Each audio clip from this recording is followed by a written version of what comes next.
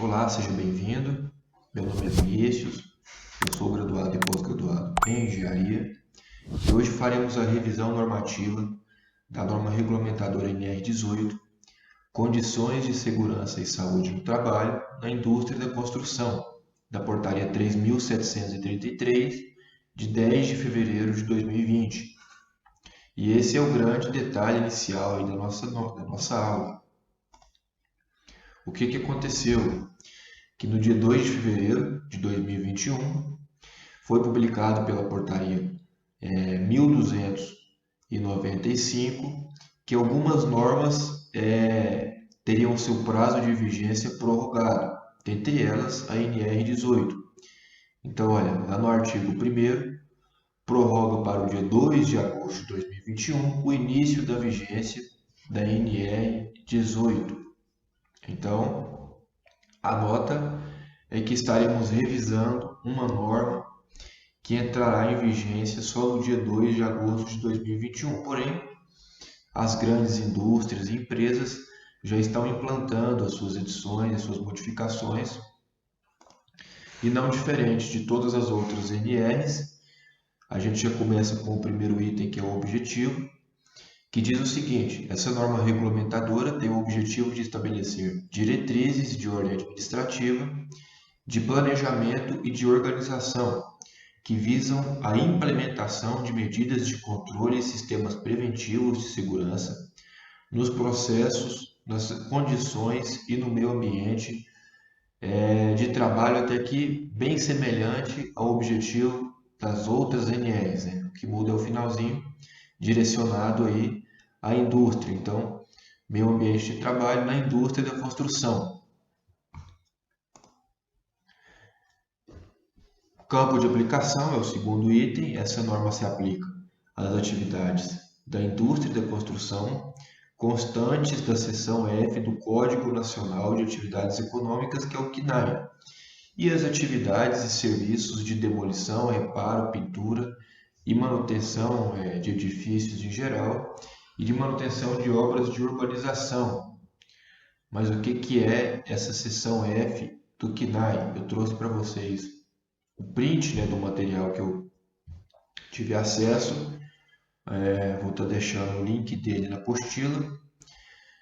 Classificação Nacional de Atividades Econômicas do IBGE e a seção F, né, que diz respeito justamente à construção.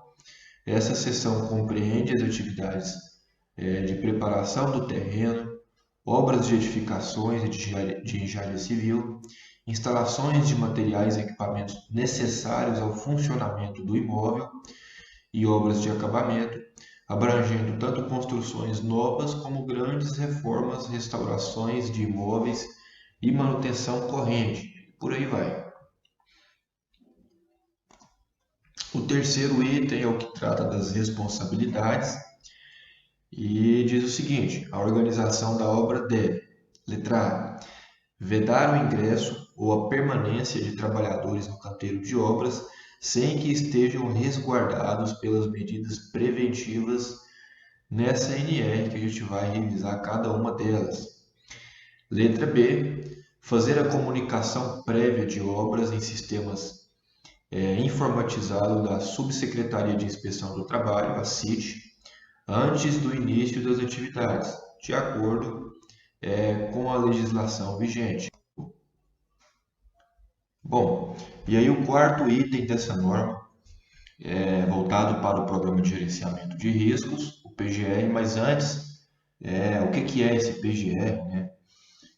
Como o próprio nome já sugere, é um programa que é adotado, né, pelas organizações com o intuito de gerenciar os riscos que existem, né, no local das atividades de trabalho, seja risco físico, químico, biológico, ergonômico, de acidentes, para então, a partir desse conceito, a partir dessas possibilidades, né, dessa análise, tomar aí as atitudes em relação ao que pode acontecer, ao que possa servir como um tipo de ameaça. Então, no primeiro tópico aí, a norma diz o seguinte: São obrigatórias a elaboração e a implementação do PGR nos canteiros de obras, contemplando os riscos ocupacionais e suas respectivas medidas de prevenção, justamente o que a gente acabou de explicar.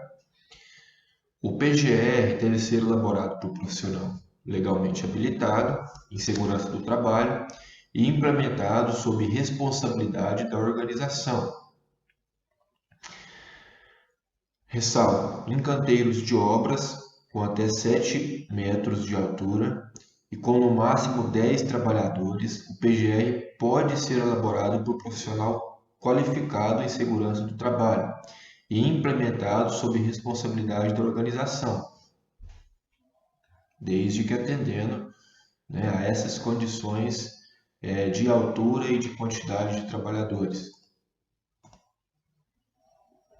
O PGR, além de contemplar as exigências previstas na NR 1, que é a norma regulamentadora geral, deve conter os seguintes documentos: projeto da área de vivência no canteiro de obras e de eventual frente de trabalho, em conformidade com o item 18.5 dessa norma, que é o que a gente vai estudar, que é o próximo, elaborado por profissional legalmente habilitado. Letra B, projeto elétrico nas instalações temporárias, elaborado por profissional também legalmente habilitado.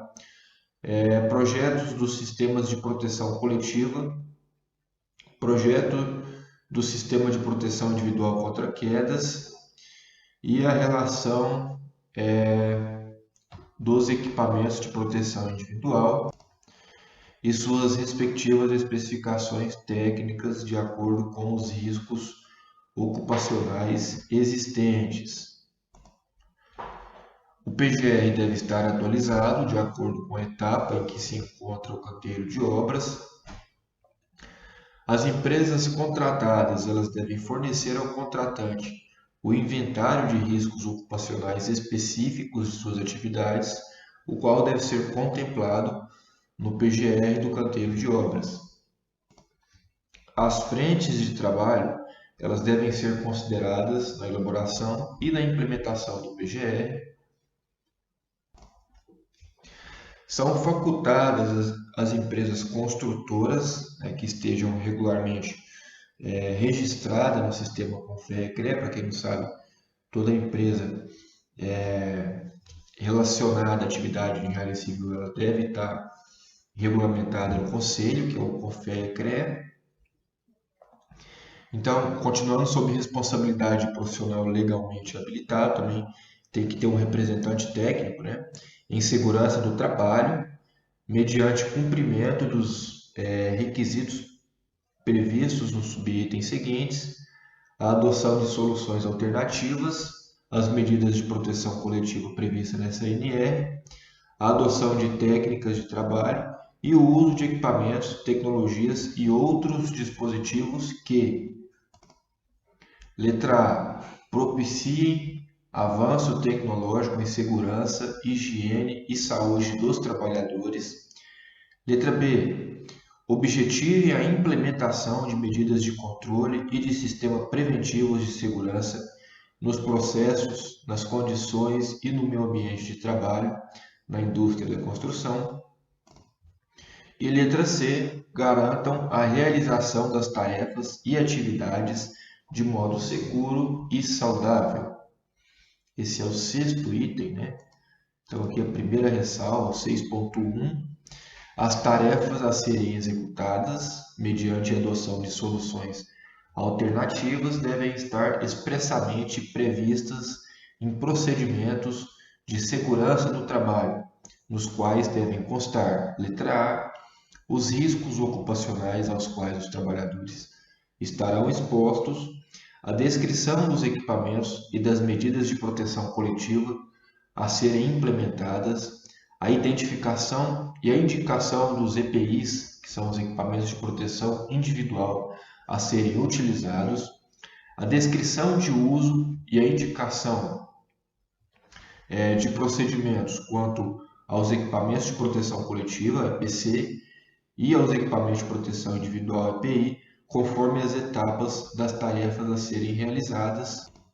E por fim, a letra E, a descrição das medidas de prevenção a serem observadas durante a execução dos serviços, dentre outras medidas a serem previstas e prescritas por profissional legalmente habilitado em segurança do trabalho. Bom, o slide anterior era a primeira ressalva do item 6, né? Agora aqui é a segunda e a terceira, então os itens 6.2 e 6.3, respectivamente. As tarefas envolvendo soluções alternativas somente devem ser iniciadas com autorização especial, precedida de análise de risco e permissão de trabalho, que contemple os treinamentos, os procedimentos operacionais, os materiais, as ferramentas e outros dispositivos necessários à execução segura da tarefa. A documentação relativa à adoção de soluções alternativas integra o PGR, que é o Programa de Gerenciamento de Riscos, do canteiro de obras, devendo estar disponível no local de trabalho e acompanhada das respectivas memórias de cálculo, especificações técnicas e procedimentos de trabalho. Então, agora pulando para o próximo tópico da NR, que diz respeito às áreas de vivência. O primeiro item aí desse tópico diz o seguinte: as áreas de vivência elas devem ser projetadas de forma a oferecer aos trabalhadores condições mínimas de segurança, de conforto e de privacidade e devem ser mantidas em perfeito estado de conservação, higiene e limpeza, contemplando as seguintes instalações: sanitária, vestiário, local para refeição e alojamento, quando houver, óbvio, o trabalhador alojado. As instalações da área de vivência elas devem atender no que for cabível ao disposto na NR 24, que diz respeito às condições sanitárias e de conforto nos locais de trabalho. A instalação sanitária deve ser constituída de lavatório, bacia sanitária sifonada, dotada de assento com tampo e mictório na proporção de um conjunto para cada grupo de 20 trabalhadores, ou fração, bem como de chuveiro, na proporção de uma unidade para cada 10 trabalhadores ou fração.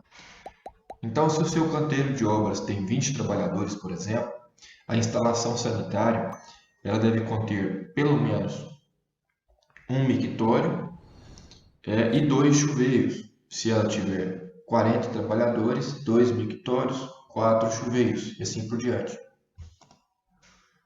É obrigatório, quando o caso exigir, a instalação de alojamento no canteiro de obras ou fora deles, contemplando as seguintes instalações. Então, quando for o caso, quando precisar de instalações de alojamento, letra A, cozinha, quando houver preparo de refeições, óbvio. Letra B, local para refeição, instalação sanitária, lavadeira dotada de meios adequados para higienização e passagem das roupas. E por fim, a letra E, área de lazer para recreação dos trabalhadores alojados, podendo ser utilizado o local de refeição para este fim. Então, item 5 deve ser de no máximo 150 metros o deslocamento do trabalhador do seu posto de trabalho até a instalação sanitária mais próxima. Então, isso aí às vezes faz com que seja necessário a implementação das instalações sanitárias, né, de banheiros, em vários pontos da obra. Claro que dependendo do porte da construção. Item 6 é obrigatório o fornecimento de água potável, filtrada e fresca para os trabalhadores no canteiro de obras, nas frentes de trabalho e nos alojamentos, por meio de bebedouro ou outro dispositivo equivalente, na proporção de uma unidade para cada grupo de 25 pessoas, 25 trabalhadores ou fração, sendo vedado o uso de copos coletivos. Então, agora, em relação ao número de bebedouros, se a sua obra tem 50 trabalhadores, essa obra deve ter pelo menos 2 bebedouros. Se tem 100 trabalhadores, 4 e assim por diante. Então, a primeira ressalva em relação ao sexto item, né? O 6.1, o fornecimento de água potável deve ser garantido de forma que, do posto de trabalho ao bebedouro ou ao dispositivo equivalente, não haja deslocamento superior a 100 metros no plano horizontal e 15 metros no plano vertical. É bem parecido aí com o que foi colocado no quinto item, né? Só que agora em relação ao bebedouro e com essa possibilidade aí 15 metros no plano vertical. Como assim? Às vezes o trabalhador está executando uma atividade, né? De repente a construção de um edifício, né? E um pavimento e esse item ele limita justamente a distância, né, em metros no plano vertical que esse trabalhador ele deve estar de um bebedouro. Ou seja, se o trabalhador está exercendo alguma atividade, por exemplo, no sexto andar de um edifício, 15 metros para cima ou para baixo, obedecendo ao item 6.1 da NR 18, deve ter um bebedor à disposição.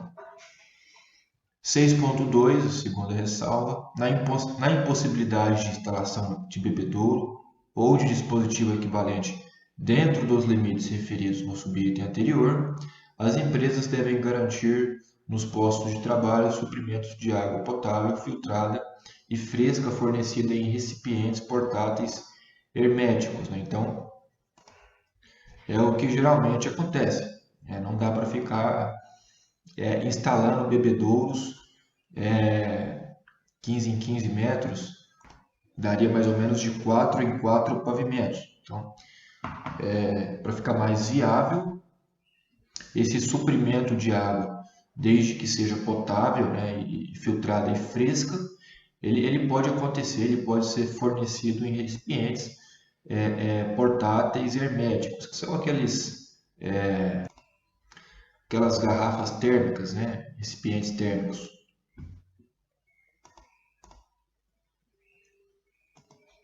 Bom, o sétimo item diz o seguinte: nas frentes de trabalho devem ser disponibilizados instalação sanitária composta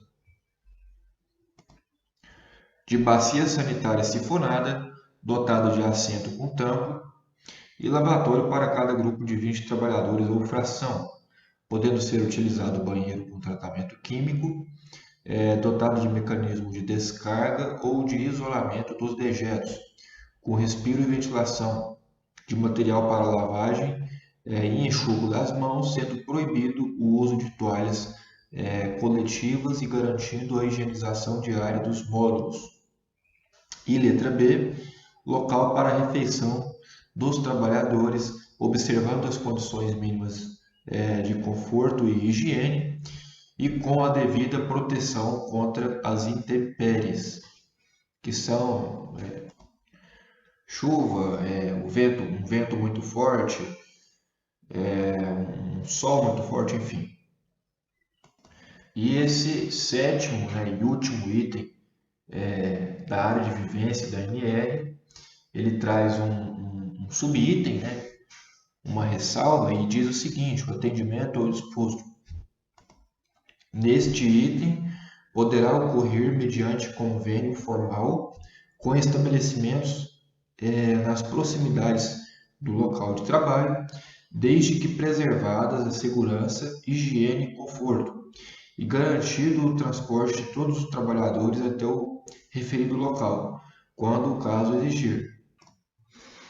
Então, agora o sexto item, né, dessa NR, que vai ser o último item estudado nesse vídeo, né, diz o seguinte: a execução das instalações elétricas temporárias e definitivas deve atender ao disposto, obviamente, né, na NR10, que é uma NR específica, né, para instalações e serviços em eletricidade.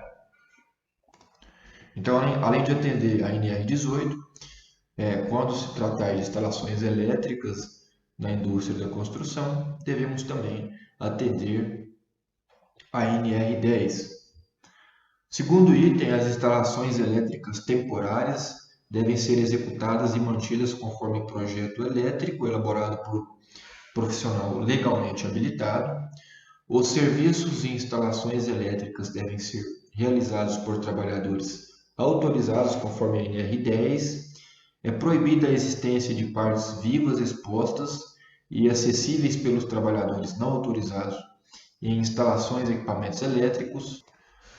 Os condutores elétricos devem, letra A, ser dispostos de maneira a não obstruir a circulação de pessoas e materiais.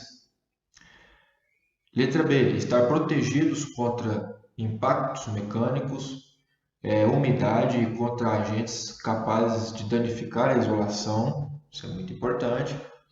Possuir a isolação em conformidade com a norma técnica nacional vigente. E também possuir a isolação dupla ou reforçada, né, quando destinados à alimentação de máquinas e equipamentos elétricos móveis ou portáteis. As conexões, emendas e derivações dos condutores elétricos devem possuir resistência mecânica, condutividade e isolação compatível com as condições de utilização. As instalações elétricas, elas devem possuir sistema de aterramento elétrico de proteção e devem ser submetidas a inspeções e medições elétricas periódicas com emissão dos respectivos laudos pelo profissional, né? Em conformidade com o projeto das instalações elétricas temporárias e com as normas técnicas nacionais vigentes. As partes condutoras das instalações elétricas, máquinas, equipamentos e ferramentas elétricas não pertencentes ao circuito elétrico, mas que possam ficar energizadas quando houver falha da isolação, devem estar conectadas ao sistema de aterramento elétrico de proteção. É obrigatório a utilização do dispositivo diferencial residencial DR como medida de segurança adicional nas instalações elétricas, nas situações previstas nas normas técnicas nacionais vigentes. E o que é esse DR, né, que é o diferencial residual? Ele é um dispositivo mesmo, né, de segurança utilizado na instalação elétrica, e a função dele é detectar pequenas fugas de correntes em circuitos elétricos, né, pré-definidos, por exemplo, chuveiro, ar-condicionado, enfim, acionando aí o deslocamento imediato da alimentação e evitando que ocorra acidentes. Então, basicamente ele fica ali no disjuntor, né? E quando ele detecta essa fuga, geralmente essa fuga ocorre por um choque, né? Por exemplo, ele desliga automaticamente esse disjuntor, cortando aí a energização desse circuito. Agora, referente aos quadros de distribuição das instalações elétricas, eles devem ser dimensionados com capacidade para instalar os componentes dos circuitos elétricos que o constituem. Então, se a instalação elétrica for constituída por vários circuitos elétricos, o quadro de distribuição vai ser maior, e se for pouco circuito elétrico, vai ser menor. Letra B, ser constituídos de materiais resistentes ao calor gerados pelos componentes das instalações. Ter as partes vivas, né, inacessíveis e protegidas aos trabalhadores não autorizados. Parte viva aqui, pessoal, são, por exemplo, os fios, né, que vão ali por trás dos disjuntores, que são as partes ali que só podem ser manuseadas pelo profissional eletricista, né?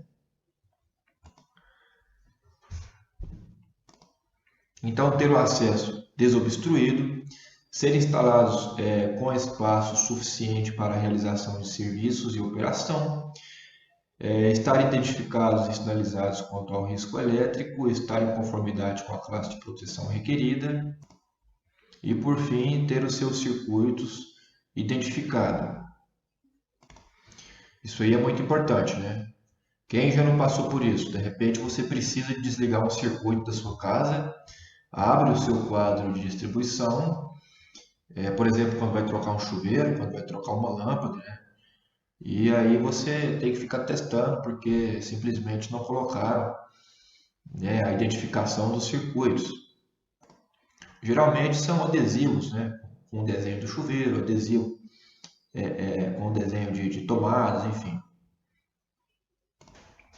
Continuando, é vedada a guarda de quaisquer materiais ou objetos nos quadros de distribuição. E os dispositivos de manobra, controle e comando dos circuitos elétricos devem ser compatíveis com os circuitos elétricos que operam, ser identificados e possuir condições para a instalação de bloqueio e sinalização de impedimento de ligação. Em todos os ramais, ou circuitos destinados à ligação de equipamentos elétricos devem ser instalados dispositivos de seccionamento independentes que possam ser acionados com facilidade e segurança. As máquinas e os equipamentos móveis e ferramentas elétricas portáteis, eles devem ser conectados à rede de alimentação elétrica por intermédio de conjunto de plug e tomada em conformidade com as normas técnicas nacional vigentes. Os circuitos energizados em alta tensão e em extra baixa tensão, eles devem ser instalados separadamente dos circuitos energizados em baixa tensão, respeitadas as definições de projeto. As áreas de transformadores e salas de controle e comando, elas devem ser separadas por barreiras físicas, sinalizadas e protegidas contra o acesso de pessoas não autorizadas. As áreas onde ocorram intervenções em instalações elétricas energizadas devem ser isoladas e sinalizadas e, se necessário, possuir controle de acesso de modo a evitar a entrada e a permanência no local de pessoas que não são autorizadas. Os canteiros de obras devem estar protegidos por sistema de proteção contra descargas atmosféricas, projetada, construído e mantido conforme normas técnicas nacionais vigentes. Para quem não sabe o que é esse SPDA, né, o Sistema de Proteção contra Descargas Atmosféricas, esses sistemas eles servem de proteção, por exemplo, prédios, antenas, instalações industriais, geralmente coisas mais altas, né? Que geralmente acabam atraindo, né, essas descargas atmosféricas que são os raios. Então esse sistema ele constitui basicamente em compostos, né, e dispositivos que são instalados nos pontos mais altos das instalações e estruturas, e elas proporcionam um caminho para a Terra, oferecendo a menor resistência elétrica possível, é claro. Então, através de condutores específicos, para dessa forma aí oferecer um caminho para a corrente criada pela descarga atmosférica fluir em direção à Terra sem danificar equipamento, estrutura e protegendo as instalações também dentro daquela edificação. Então, a grosso modo, né, resumindo, aí, com a função de absorver essa descarga elétrica, né, pegar esse raio e levar ele para a Terra, impedindo aí que ele danifique as instalações ou mesmo cause acidentes. O cumprimento do dispositivo nesse subitem é dispensado nas situações previstas em normas técnicas nacionais vigentes mediante laudo emitido por profissional legalmente habilitado. O trabalho em proximidades de redes elétricas energizadas, internas ou externas ao canteiro de obras, só é permitido quando protegido contra o choque elétrico e o arco elétrico. E por fim, nas atividades de montagem metálica, onde houver a possibilidade de acúmulo de energia estática, deve ser realizado o aterramento da estrutura desde o início da montagem. Bom, encerraremos aqui o nosso primeiro vídeo, né? E a partir da próxima aula, revisaremos a NR18, né? A começar pelo item 17, perdão, pelo item 7, etapas de obras. E aí, beleza? Fernando Vale aqui. Estou passando só para dar um recado bem rápido para você que acabou de ver essa aula e que gostaria de assistir as outras aulas desse curso. Bem, é bem fácil. Basta você clicar no link que está na descrição desse vídeo ou acessar www.novacursos.com.br. Fazendo sua matrícula no nosso site, você tem acesso a todas as aulas do nosso curso e mais centenas de outros cursos, além de fazer avaliação, e caso você queira, você pode adquirir o certificado por apenas R$ 29,90. Então, esse foi o recado que eu queria dar e aguardo você no nosso site e aguardo sua matrícula. Um abraço.